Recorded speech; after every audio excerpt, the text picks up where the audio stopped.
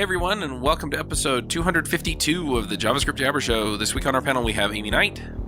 Hello. I'm Charles Max Wood from devchat.tv, and this week we have a special guest, and that's Tracy Lee. Hi everybody, how's it going? It's going all right. You seem to be on the show like every third week or something. Is that totally weird? Last time I was on the show, I was just here for moral support with Ben. Maybe he didn't need it, but maybe I needed it that day or something. I don't really know. Yeah. No, yeah, I've been doing so much stuff in the JavaScript community lately. So yeah, I feel like a lot of times I feel like I'm talking to everybody every single week. You know, it's like we actually work together or something. Yeah. Well, we're happy to have you on. And this week we're talking about contributor days. Do you want to give us kind of a brief intro to what that is? Sure.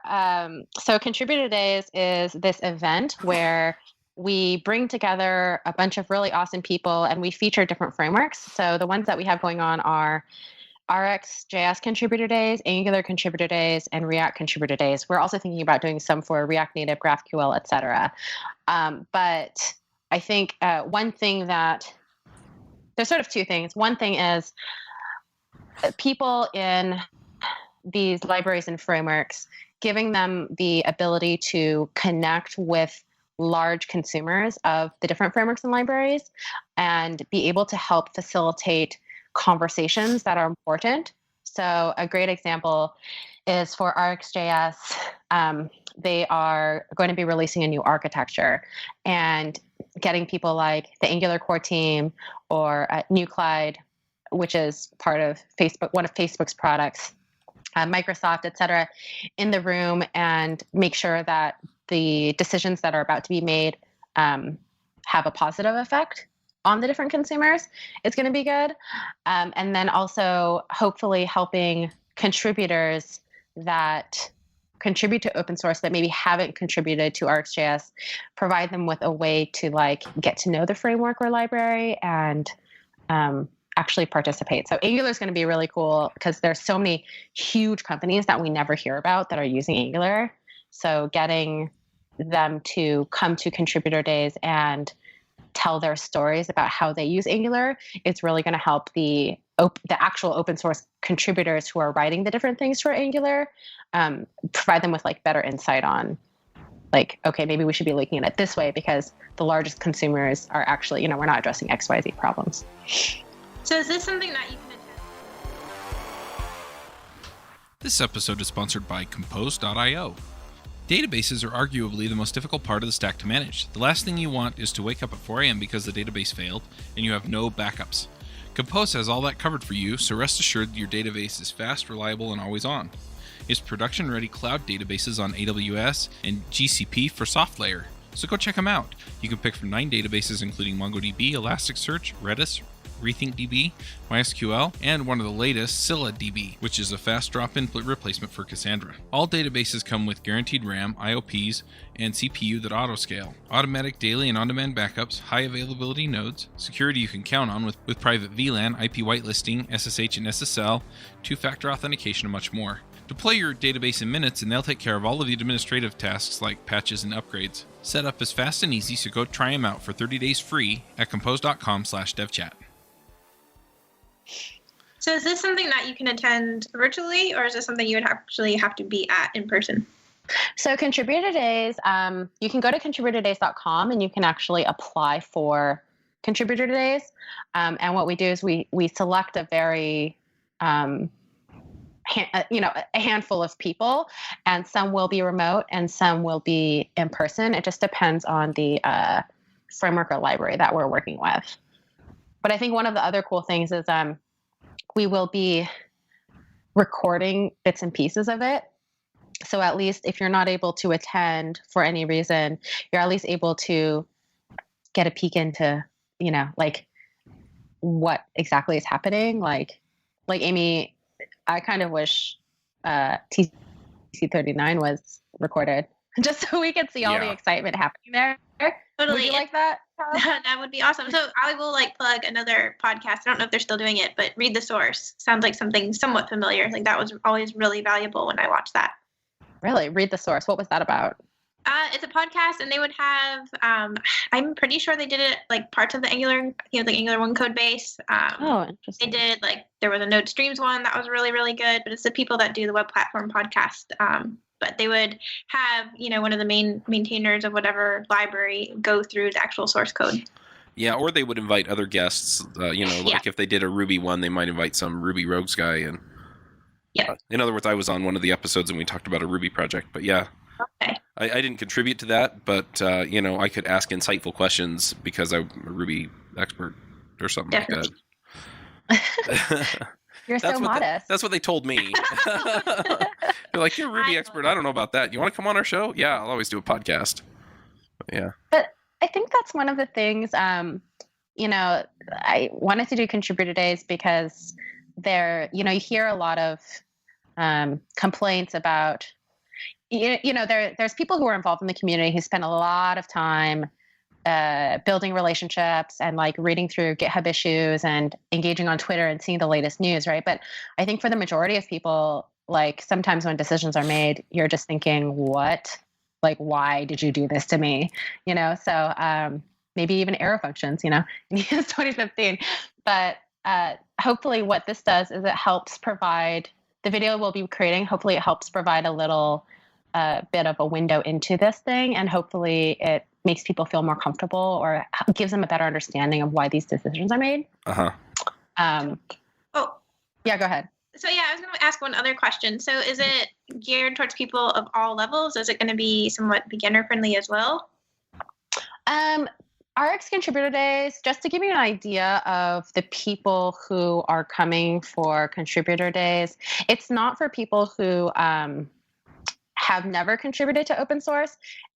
So Andre Staltz, who was on the RxJS core team, will be there. Ori Goldstein from Meteor and GraphQL, Igor from the Angular core team, Evan Yu, who created Vue.js, John Cooperman of Brave, Jeff Cross from Narwhal, Paul Betts from Slack, those types of people will be there. Rob Wormald from the core team.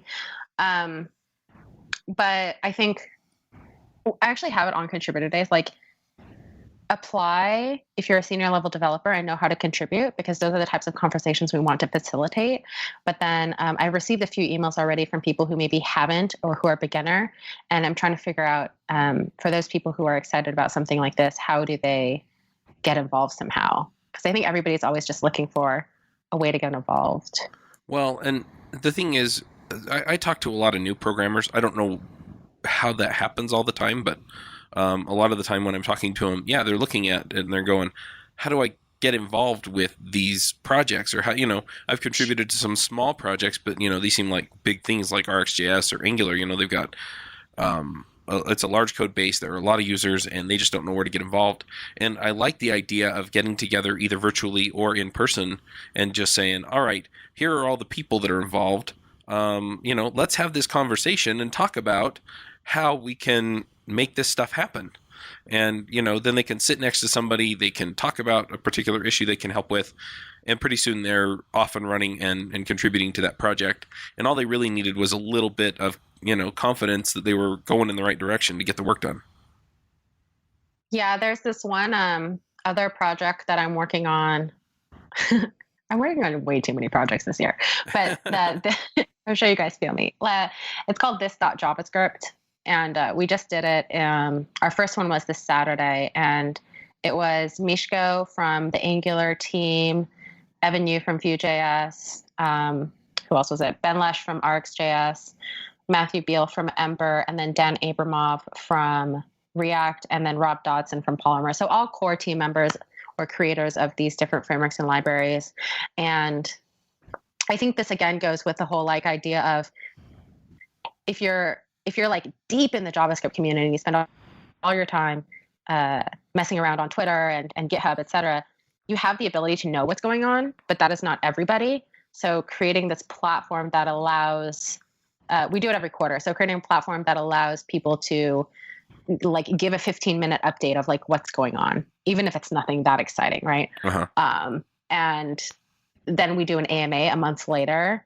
So hopefully like people can just like, again, have that open platform where it's actually constructive conversation versus this like, I hate you. Why are you doing React Fiber? How could you do another rewrite? What the hell's Angular 2? Like, how about we have productive conversations in the community? So that's a really great one for beginners. So what's the structure of this? Because it looks like people are getting together in Silicon Valley in a couple days as we record this. So yeah. So everybody listening, the RxJS event was awesome. Because it will have already happened when this goes live. But the Angular one's coming up. So what is this going to look like? This is going to be it's going to be led by Mishko Hevery, Igor Minar, Jules Creamer, Stephen Fluent, and Rob Wormald, which again are all part of the Angular core team. Mm-hmm. And we'll probably have some sort of roundtable type thing. There's probably going to be about 20 to 30 people in the room, and just be having like good conversations about where's Angular going, what's happening, what are the concerns, like just really open, sort of free-flowing things. And also, I think a lot of contributors in open source, they work on one specific thing, right? Like Sean Larkin works on Webpack, or Mike Brocky works on Angular CLI, or whatever. And sometimes they don't hear the things that each other are working on, or sometimes they don't realize that like maybe like they're all having the same concerns. So this provides everybody with like an ability to sort of unify the voices in the community, and also allow the Angular team to like tell people like, hey, what do you guys think of this, and test out ideas in, again, like a constructive manner. And then hack sessions. So we'll probably have the afternoon of just like hacking away, whether it's helping people transition to X or whatever. Like RxJS, for example, will probably be spending a lot of the time thinking about how to like upgrade from RxJS 4 to 5, because that seems to be an issue, or talk about API changes and things like that. So is this something that you see like ongoing? Because we have like one event planned for each of these. Is it something that you think would do once a year, every couple months?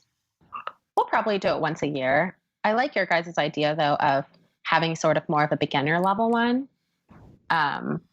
Those are always hard, because I think maybe if we did an application, like you had to apply to do it, it'd be better. But, it's always a balance. I'm sure you guys know. It's like having an educational session of what is open source, how do I do my first PR, or like, how do I contribute, or what even is this framework? Like those conversations make it less impactful. So trying to figure out what the best way to do that. Maybe it's like watching Kent C. Dodd's videos on how to contribute. And it's like, okay, that's a prerequisite for like coming to this event or something. Mm-hmm. I don't know. I know that when I was in the Rails community for a little bit, they have like the Rails Girls Summer of Code. And some people could correct me if I'm wrong on this, but if I recall, this is like an internship, and they would work on various open source projects. So I wonder if there could be something like that would be really cool, not just for like bootcamp graduates, but maybe like college students and people potentially a little bit younger. Yeah, that's a really good idea. That could be interesting. And as far as I know, that's how it works too. I'm not an expert on that particular program, though. I hear about it every year. But yeah, another thing that's interesting that the Rails or Ruby and Rails communities used to do, they don't do it as much anymore, is they would have major code or bug hunts. And so they would go through the reported bugs list on Rails or on Ruby. And then, people would either go and try and duplicate the bugs that were hard to duplicate, or they would go in and actually send in pull requests for the bugs that were submitted. And so over the course of a week or a weekend, the core team would get a bunch of pull requests, from different teams who had been assigned out a different bug. And, they'd get, either better instrumentation to find the bug, or they'd get, usually it was actually a fix for the bug. And so they'd be able to go review it, verify that it fixed the bug, and then add it back into the code. It's kind of you hear voices on Twitter, and I one hear voice voices says, off Twitter too. Yes. Well, I don't know if you have to get that checked out or what, but James Kyle has been very loud and upset these days, because he he told stories about burning out on open source, and here I am trying to get people to contribute more to open source. But I think it's an interesting balance, this open source thing, and just hearing varying opinions on like, should I do this? Should I not? At the same time, I hear a lot of stories of, I mean, I even see it like one of my friends just joined a really, really great team. And I know the reason he joined it is just because he started hanging out like on Twitter in the Angular community. And now he's paired up with like some of the best, right? So it's like, does it help? Does it not?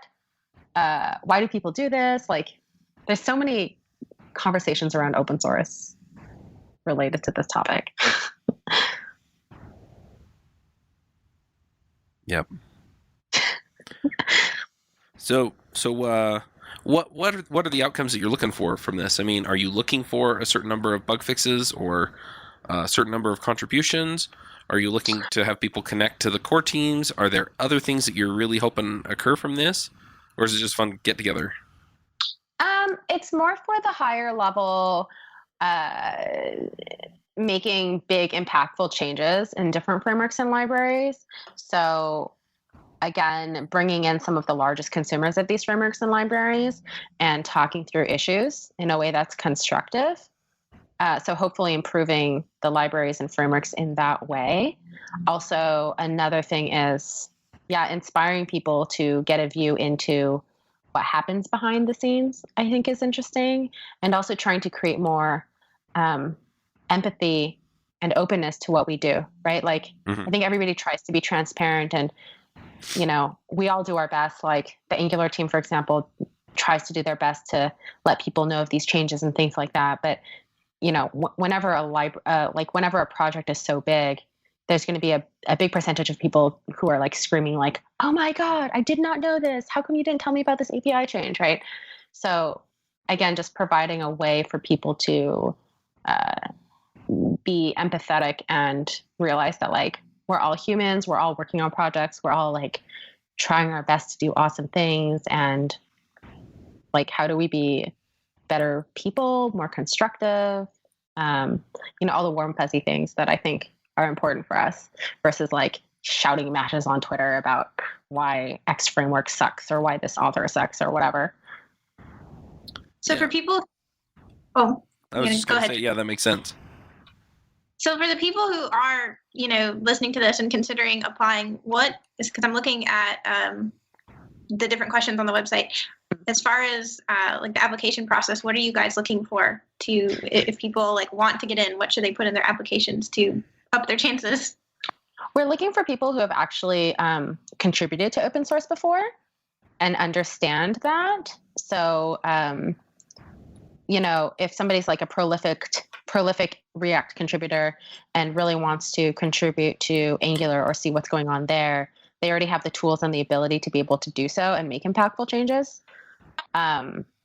So having them apply is also going to give, like that cross-pollination thing of just getting people who maybe normally wouldn't consider it because they don't have a starting point, I think will be good. Like for RxJS, there's a few contributors in Angular who have never done RxJS, but if they're able to see like the issues and have the tools and experience to be able to do that, then you should definitely apply. Also, just apply in general. I mean, like who knows, right? Like we want to just try to get everybody involved or send an email. Send an email if you are a beginner and want to get started somehow. Like there's so many different ways that we try to help people with that type of stuff. Now, I'm assuming not, but if people are coming from out of town, are they responsible for all their travel expenses and all that stuff? Or do you have any scholarships if you get sponsors? No. This is like fully community-based volunteer work, so. Totally. Yeah. What does it take to organize something like this?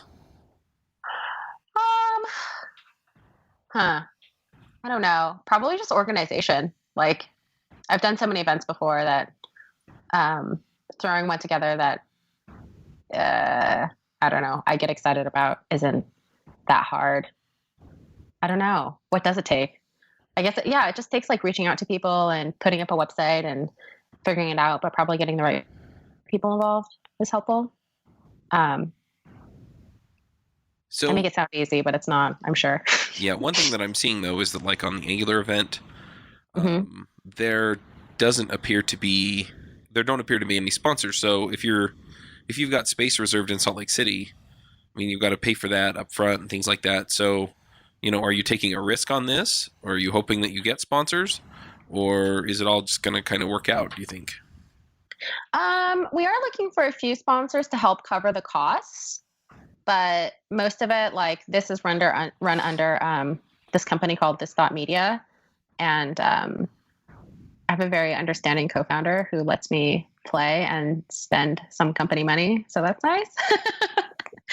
Yeah, so I think that's the thing, right? Like when you're passionate about something and when you believe in something, like I really believe in contributing to the open source community in the best way I know how. And most of that is just by organizing people and bringing people together and having like people that support that around you.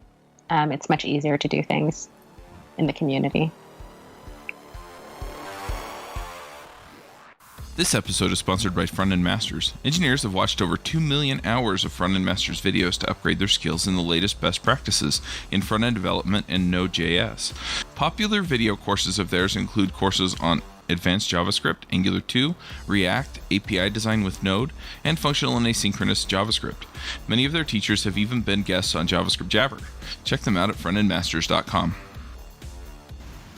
Well, I don't have any other questions about this. Should we talk about this.media for a minute?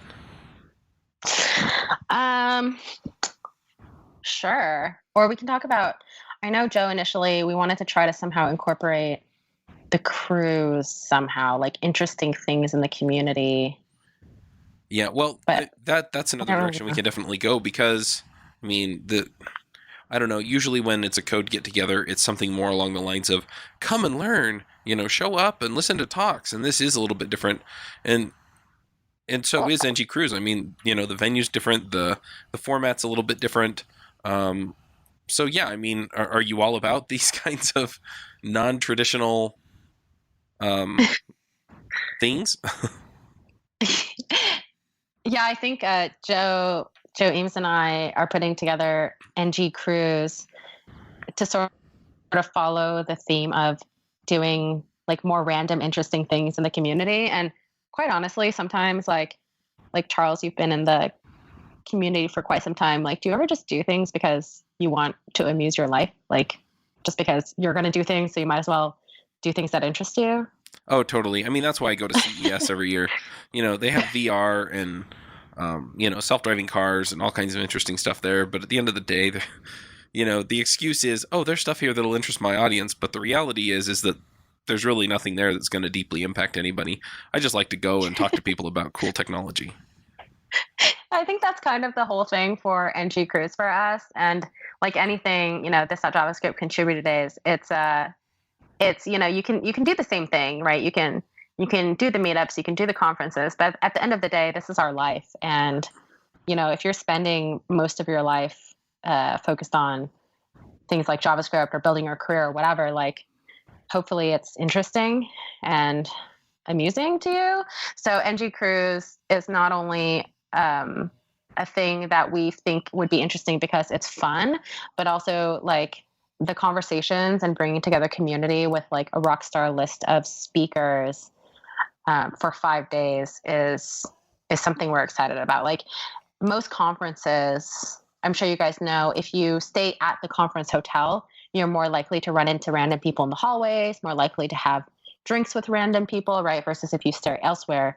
But with a cruise, you're stuck on a cruise together, and there's conference programming, and then there's like excursions, and there's shows every night, and we're all eating dinner together. So that's a really good opportunity to sort of talk to a lot of people that are probably looked up to in the community and hang out with them by the pool and like go to the Bahamas with them. And we were joking that Mike Brocky, who works on Angular CLI, can probably help us submit a few PR requests that we're looking for, a little few feature requests.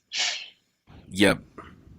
And I've been eyeing Angular Cruise or NG Cruise because I'm not going to make it to NG Conf, and so this is my chance to go rub shoulders with all the Angular people.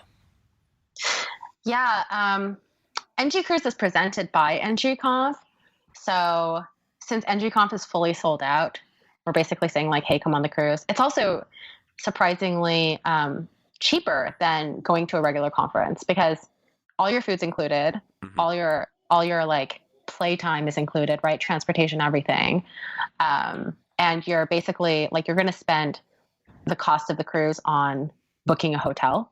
So why not have it be a cruise instead? Yeah, I definitely see that. It's not cheaper for me because NGConf is in Salt Lake, and so I can just drive to it. Oh, yeah. Yeah. But yes, I definitely see your point. That's the point I make to people about the remote conferences, which is kind of another sort of non-traditional thing, is that, yeah, you don't have to pay for the hotel, you don't have to pay for food, unless you want to. But, you know, you don't have to buy airline tickets. You just show up and listen to awesome speakers. And then you get the recordings like right away because they're all recorded on YouTube anyway the second they give them.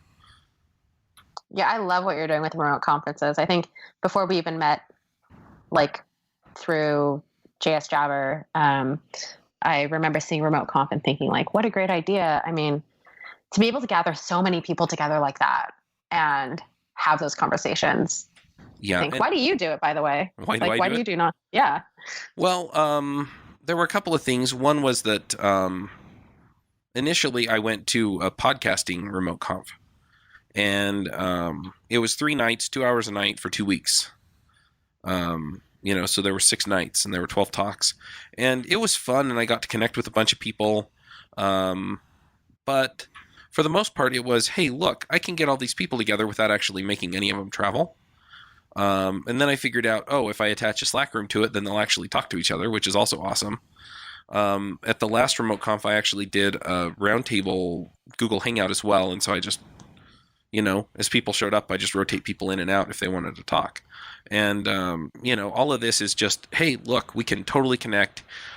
We can have awesome speakers at the same time, and you don't have to go anywhere. You know, so the cost is $100 or $200 depending on whether or not you get in on the early bird or extra early bird tickets or not. And I mean, the rest of it's just, hey, look, experts, you know, and you get all the recordings when it's over and everything else. And, you know, so I saw that as a payoff, as a way that I could give back to the community, and save people a little bit of money, or give people a chance to participate in some conference if their employer won't pay for it, or if they have some family member that they have to take care of on a regular basis. Because I've gotten emails from people that have attended the conference that basically said, I can't go to conferences because I have a child or a spouse or a parent that I have to take care of full time, and so I can't leave.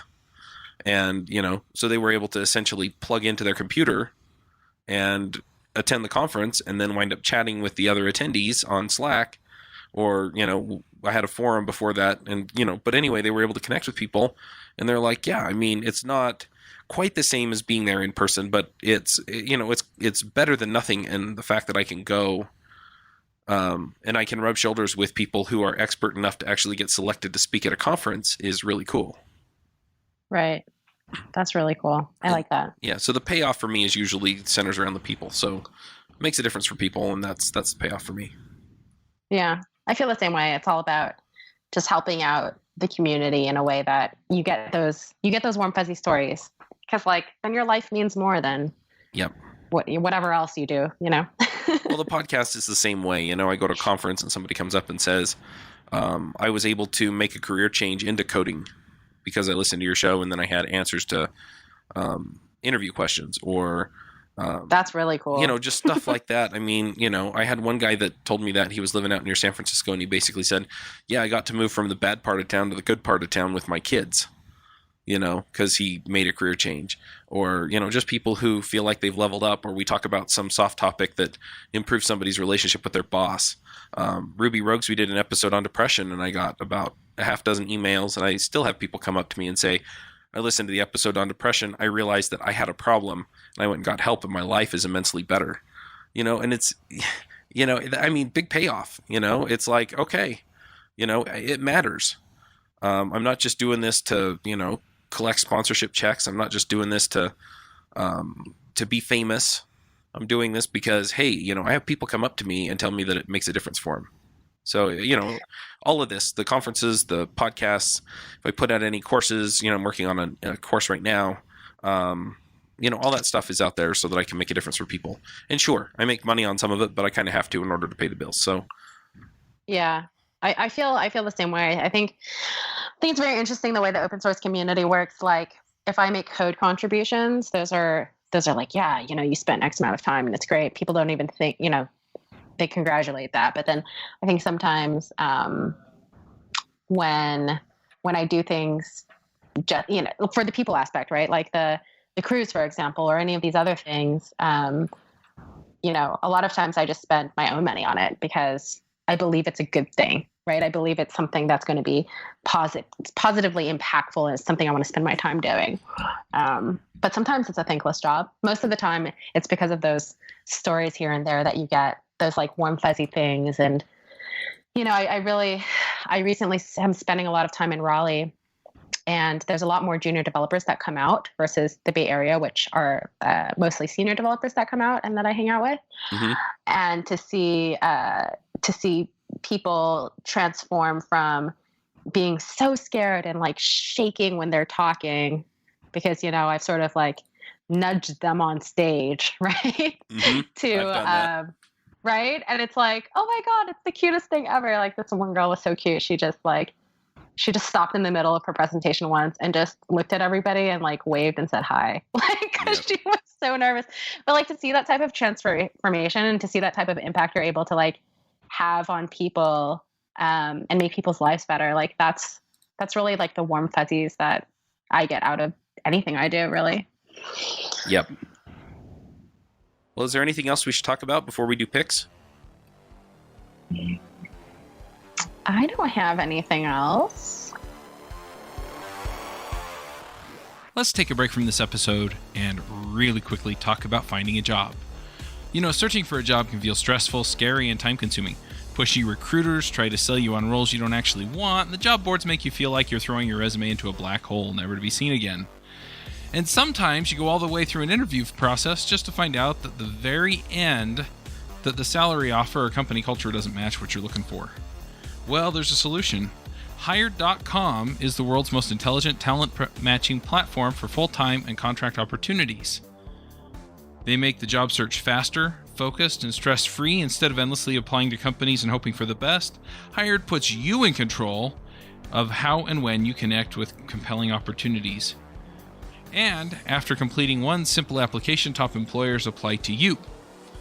And the best part is that you get money. That's right. They pay you if you get a job through them. Listeners to this show can earn double their normal hiring bonus by signing up with the show's link. That's right, you get $2,000 instead of $1,000. So go sign up at hired.com/JavaScript Jabber. All right, well, let's go ahead and do some picks then. Aimee, do you want to start us off with picks? Sure, I'll go. So my first pick is something I actually read this morning as I was skimming through Twitter while I was working out. And it's called How Terrible Code Gets Written by Perfectly Sane People. And I don't know, I like this kind of stuff because I feel like sometimes we can read code and get really frustrated and make a lot of assumptions about the people who wrote it that are not necessarily fair. So if you're like super frustrated, maybe check out this post and you'll get a little bit of empathy. And then my food one, which is, I feel like I always have like something that is food related. I went to Trader Joe's this weekend and I got this like amazing tea. This is like probably the best tea I've ever had. So it's ginger turmeric tea. I really like ginger. So if you really like ginger, this tea is good. I feel like some of the ginger tea that I've had is really overpowering and it's just a little bit too much. But this one is like a really good balance, and because it's from Trader Joe's, it's really cheap. So that is my food pick for this week, and that's it for me. All right, I'll jump in with a few picks here. Just trying to think of, it's been kind of a crazy week this week. I hired somebody, which is always a big change in the business. My grandmother passed away. I mean, it was just, this last week's been really, really crazy. But anyway, I guess I really just want to pick just taking care of each other, and it's kind of corny, but whatever. And I guess some of it comes out of just my grandmother, and the way that she was, which was, her family was, she'd do anything for us. She was a cantankerous old French lady, but she would do anything for us. And, just because, you're, the Henri set in your way, stick in the mud kind of person doesn't mean that you still can't go out and contribute and make this a family. And I know that there are a lot of people who have, and I keep talking to people who have, different political beliefs or religious beliefs that are different than mine. But at the end of the day, there are a lot of things that we have that we can contribute to other people. And I think this is a lot what kind of this episode's been about. And so, no matter if they voted for one person or the other, no matter if, somebody believes something different than you, they don't get behind the same social causes that you do, let's go out there and make this just a great community to be a part of. And then we can figure that other stuff out by listening to each other and talking to each other instead of yelling at each other. And then the other pick that I have, I've been playing this game on my phone. Okay, so I went from really deep to really not deep. Anyway, my sister-in-law got me hooked on this game. It's called Game of War. And I just play it to kind of, turn my brain off and relax for a little bit. And it's been really nice, so I'm going to pick that as well. And finally, the last pick that I have, this is something that I'm using at my desk right now. I got this Anchor headphones hook, which obviously my headphones aren't hanging from right now because they're on my ears. But I got these autonomous desks, and the desk is 53 inches by, 30 inches or something. And anyway, it's just with the mixer and all my monitors and everything else on it, it's just not quite big enough to have a good place for me to hang my headphones, and I tried hanging them all kinds of different places. Well, this hook comes with a glue patch on the top, and so I just stuck it to the bottom of my desk, which is what it's designed to do, and then I just hang my headphones on it, and they're out of my way. It cost me $10. So I'll put links to all those things in the show notes. This one's called the Anchor because it's shaped kind of like an anchor. But yeah, super duper nice. And I guess that's a problem you only really have if you have the over the ear headphones in a small desk. But that's kind of what I'm looking at here. Eventually, I'd like to replace this desktop that's on here with they said you can put up to 72-inch desktop on it because the base for the autonomous desks will expand wider. So eventually, I'd like to do that. But for right now, I'm on the desk that I got. So anyway, those are my picks. Tracy, what are your picks?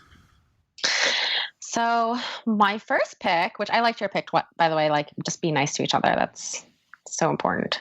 And sometimes we forget because we get so wrapped up in things. My first pick is jet.com and hot sauce. So I really love hot sauce. And I was looking for this one specific hot sauce that's my favorite. It is I can't remember the name right now, which is depressing. But anyways, I was trying to find it. So I found 6 bottles for like $2 each on jet.com. But then what I realized is jet.com has a ton of hot sauces, and it's $35. If you spend $35, you get free shipping. So I ended up buying 15 bottles of hot sauce, which might be a little overboard, but I got to try all of them, right? So I would highly recommend going to jet.com and doing that. And if you pick slow shipping, which it came in 2 days anyways, it gives you another X% off. Another hot sauce, which is my favorite, is Palo Alto Firefighters hot sauce. So I would totally check that out if you can. I think same thing with Warm Fuzzies, following in your footsteps. I've been thinking a lot about females and role models and being a female in the tech industry and, whatever discrimination I may face, advantages I may face, the different types of females that are in the industry, and everything I hear about this, right? You hear about this at conferences, you hear about this by yourself. If you're a female, you might experience a few of these things. As men, I feel like a lot of men are trying to help with this, but their basically call is oh my God, how do I help? I think one thing that I really want to start doing this year is helping all women understand that we are all role models, even if you don't feel like it. And we should respect each other and lift each other up. And I think a lot of times we as females are looking to have men change their ways. But I think also we need to be better at taking this problem into our own hands and helping lift up all the other females at the same time. So I haven't really put it all together in my head, but it's something that I feel like we as like, let's say female developers in the industry need to start thinking about like, how do we help each other in a way versus just like being okay with the status quo, and how do we like step up to be better role models for the people coming in to the community. And most of that's come from, I have a lot of conversations with, I think, more junior level developers or even people going to school. And a lot of them come to me and they say, you know, hey, I interned at this place and the only female was the project manager and I don't have any role models. Like, why should I do this? Like, should I even be doing this? And that is really depressing to hear. Or like hearing stories of women like looking through Meetup to see if there's any other women coming so they feel comfortable. Like, we need to do a better job at helping each other out in a way.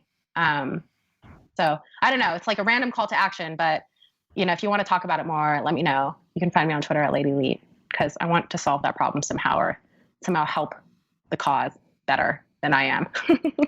Yeah, there's a lot said on this, and I definitely have thoughts on a lot of the things you said. But the one thing that I really, really want to call out is that you're saying, you know, women need to be role models to women. And I just want to say everybody should be a role model to the people who are coming into the community and the people who we work with.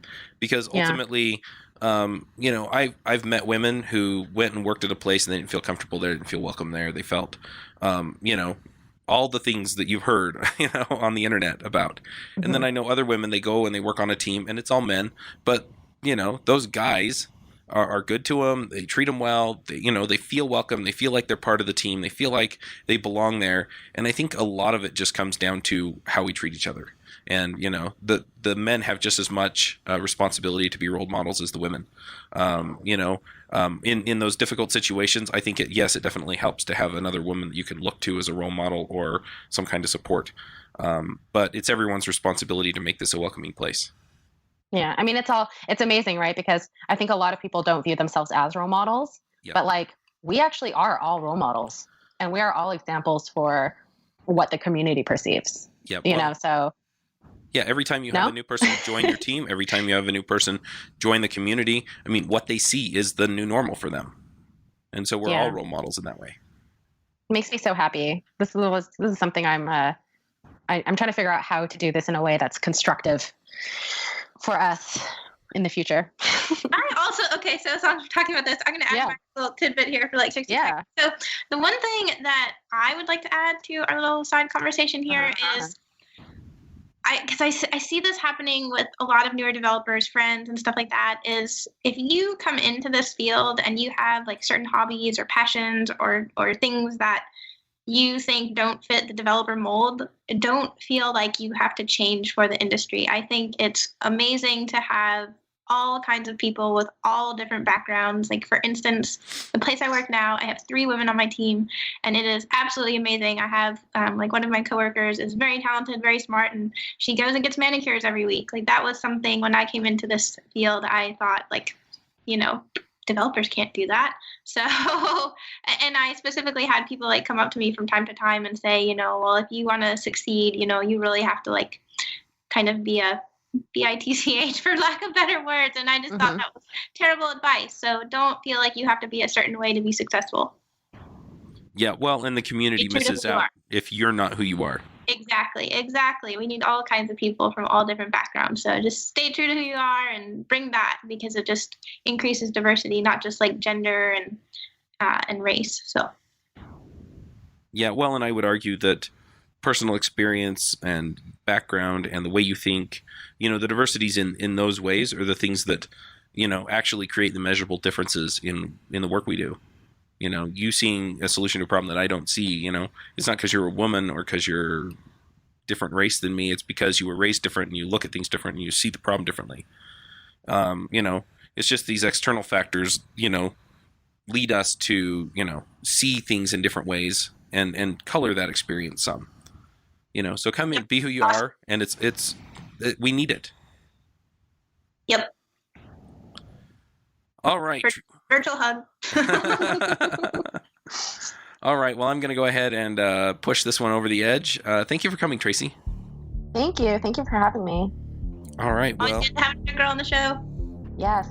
Yeah. All right. Well, let's go ahead and wrap this one up, and we'll catch you all next week. Bye.